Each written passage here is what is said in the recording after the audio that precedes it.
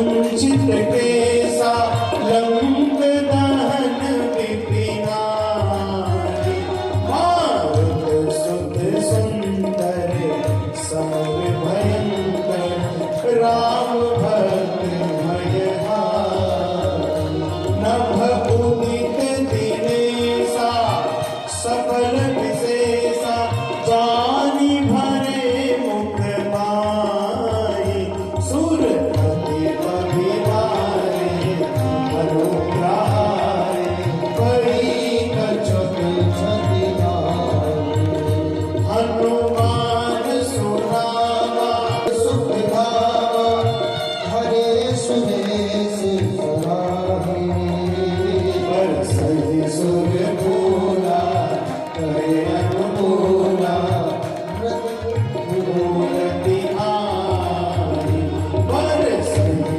सुर भूला करे अनुकूला मूर्ति आरी बरसहि सुर भूला करे अनुकूला मंगल मूर्ति आरी सुरपति पवि मारे हनु प्रहारे लेकिन भई कछुक छति नाही। इस नाते आज से इस चर्चा को करना ही नहीं है। प्रयागराज की धरा पर संकल्प लेकर जाइए।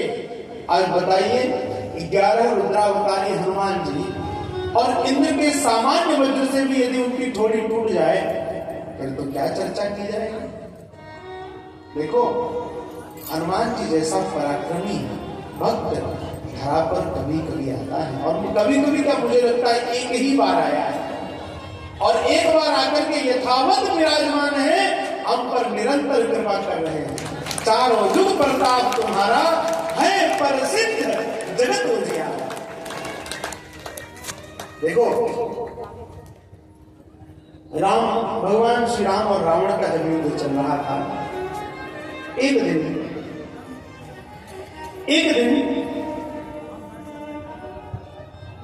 रावण ने जब घनघोर बाणों की वर्षा की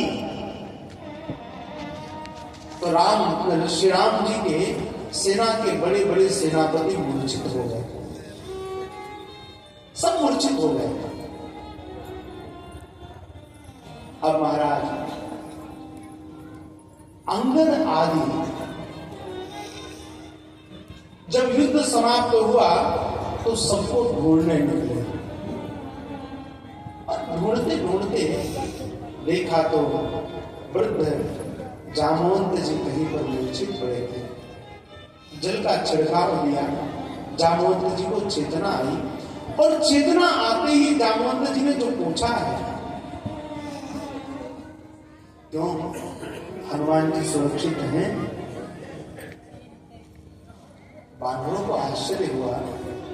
इतने घनघोर युद्ध में रावण ने मूसलाधार बाणों की वर्षा की, इतने तीक्ष्ण बाणों की वर्षा की और उसके बाद सभी बड़े बड़े सेनापति आज मूर्छित होकर पड़े हैं और उस मूर्छा से भी जगने के बाद आज जामवंत जी पहली कुशल क्षेम हनुमान जी के ले रहे। बड़ा आश्चर्य लगा सबको और जामवंत जी से पूछा वानरों ने कि जामवंत जी ये बताइए कि आपने राम जी की कुशल नहीं पूछी, लक्ष्मण जी की कुशल नहीं पूछी, अपने राजा सुग्रीव का कुशल क्षेम नहीं पूछा, हनुमान जी का कुशल क्षेम पूछा, इसका क्या कारण है?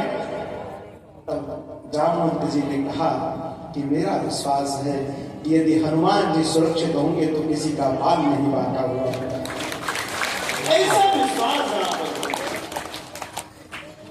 ऐसा जहां पर विश्वास हो, उन हनुमान जी की ठोड़ी इंद्र के सामान्य वज्र से टूट जाए, यह अपने आप में उपहासात्मक कथा है। इस नाते श्री हनुमान जी की कीर्ति का विस्तार करने वाली ही कथाओं को जन जन तक पहुंचाना है। और महाराज अब ये जब घटना हुई